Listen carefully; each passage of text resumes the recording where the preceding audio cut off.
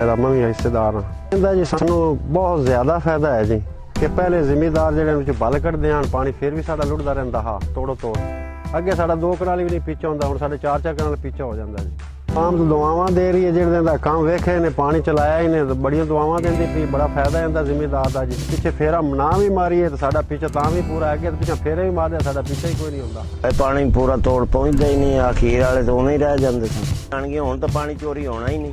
ਪਾਣੀ ਚੋਰੀ ਕਿੱਥੋਂ ਹੋਏਗਾ ਹੁਣ ਜੀ ਗੈਟੇ ਨਾਲ 4 ਹੋ ਜਾਂਦੀਆਂ ਨੇ ਅੱਗੇ 2 ਗੈਟਿਆਂ ਨਾਲ 4 ਹੀ ਨਾ ਹੁੰਦਾ ਅੱਗੇ 2 ਕਨਾਲਾਂ ਹੀ ਨਹੀਂ ਹੁੰਦੀਆਂ ਹੁਣ 4 ਹੋ ਜਾਂਦੀਆਂ।